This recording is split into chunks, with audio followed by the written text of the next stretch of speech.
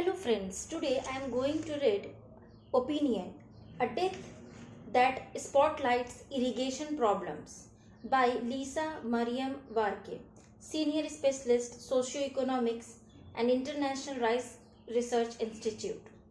On March 13, 2025, Kailash Arjun Nagare, a 2020 Young Farmer Award recipient from Maharashtra, died by suicide, citing unaddressed irrigation demands. While India reports the highest water usage in agriculture globally, access to water for irrigation remains a contentious issue. Nagare's death points towards the inequity in distribution, with social inequalities, water governance mechanisms, and policies determining the contours of allocation. The problem of water scarcity in India is thus multifaceted, indicating the coexistence of actual physical shortage with economic scarcity due to inequitable access and management. The untenable expansion. The agricultural sector accounts for almost 80% of the water withdrawal in India. Every year, 688 billion cubic meters of water is consumed by the farm sector, the highest in the world. Irrigation is an inevitable input for increasing agricultural production. However, its expansion has been highly untenable.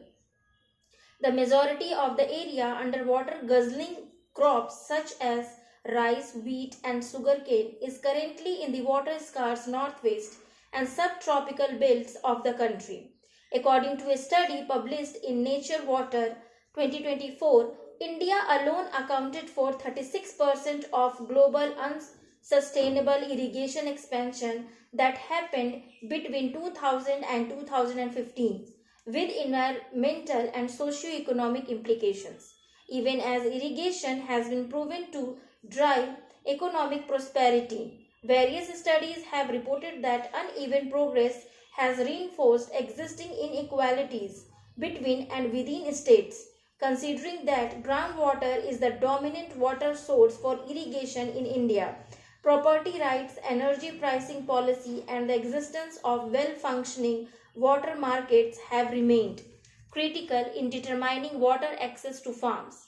Accordingly, while inequity has declined in canal, tank, and well irrigated systems, it has increased in the tube well irrigated system.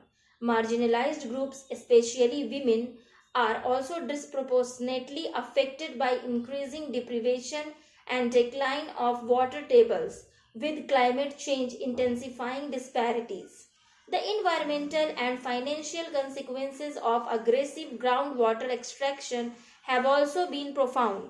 Due to over-extraction, almost 17% of India's groundwater assessment units are deemed overexploited, while 3.9% are in a critical state. Intensive pumping has also resulted in massive energy consumption, resulting in excessive carbon emissions.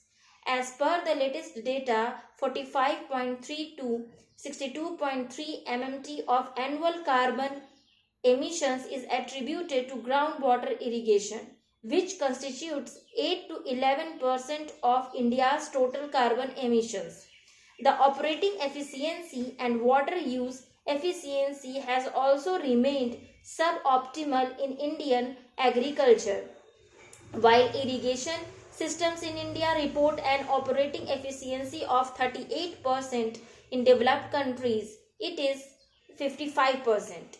Coupled with misaligned cropping patterns and inefficient water use practices, irrigation water productivity has also remained low in the major irrigation belts of the country. For example, Punjab, which claims the highest land productivity in rice, has one of the lowest IWPs for the crop. Similarly, in sugarcane, Tamil Nadu records the highest land productivity with IWP being dismally low.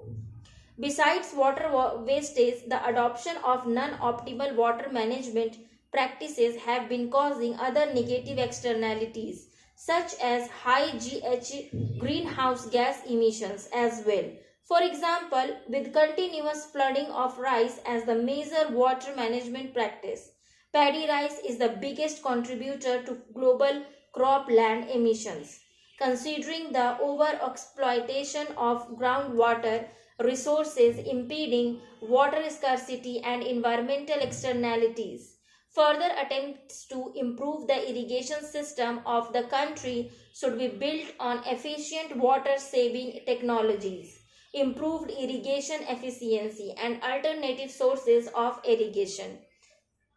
The way forward, while changing cropping patterns and groundwater usage regulations through policy decisions, should also be aimed at, in the medium and long term, advancing irrigation technologies and practices based on sustainable intensification should be prioritized.